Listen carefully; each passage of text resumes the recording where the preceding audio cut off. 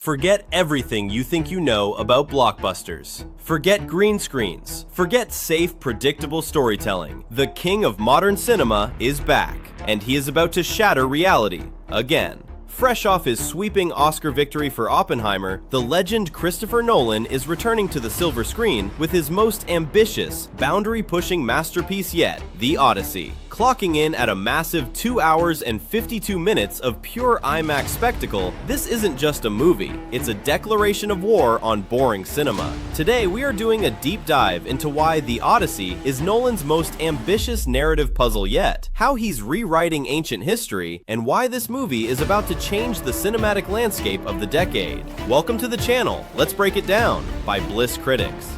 So, what is this huge $250 million epic actually about? And yes, to answer your biggest question, it is absolutely set in ancient times. Nolan is taking us straight back to the Bronze Age, adapting Homer's foundational 8th century BCE epic poem. But he isn't using the old, dusty academic texts. Nolan is pulling directly from Emily Wilson's acclaimed, razor-sharp modern translation, treating ancient history with the same hyper-realistic precision he used for quantum mechanics.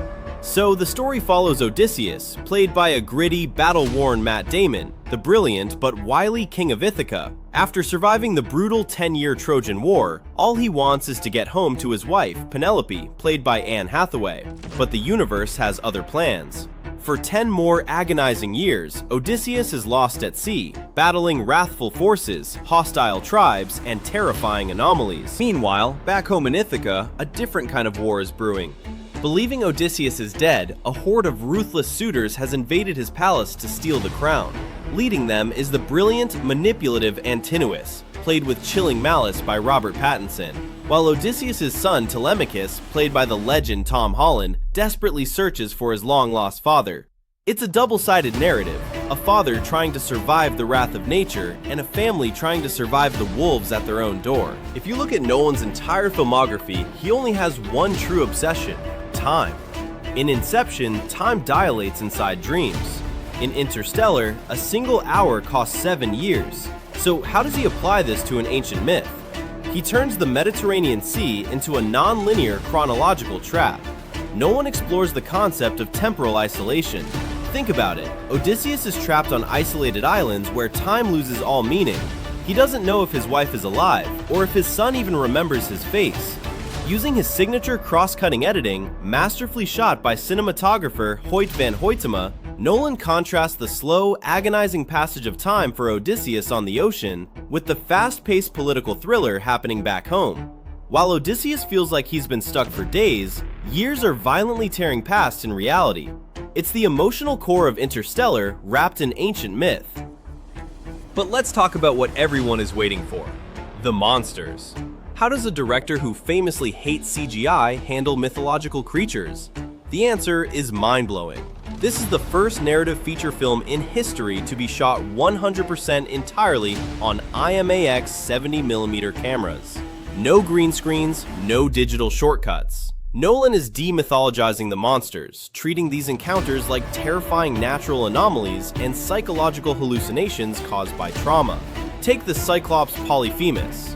Instead of a cartoonish, digital giant, Nolan's interpretation is a massive, deformed, cannibalistic tribal chieftain constructed through incredible practical makeup and forced perspective camera angles. And the sirens? They aren't magical mermaids. Nolan constructs them as an acoustic nightmare. Using groundbreaking Dolby Atmos sound design, the sirens are portrayed as a natural atmospheric phenomenon, wind rushing through specific oceanic rock formations that creates a haunting subsonic frequency. It literally drives sailors mad. When Odysseus begs his men to tie him to the mast, he isn't fighting magic. He's fighting a literal physical frequency that is tearing his brain apart. In ancient Greek literature, the gods pull the strings, but Nolan doesn't do magic.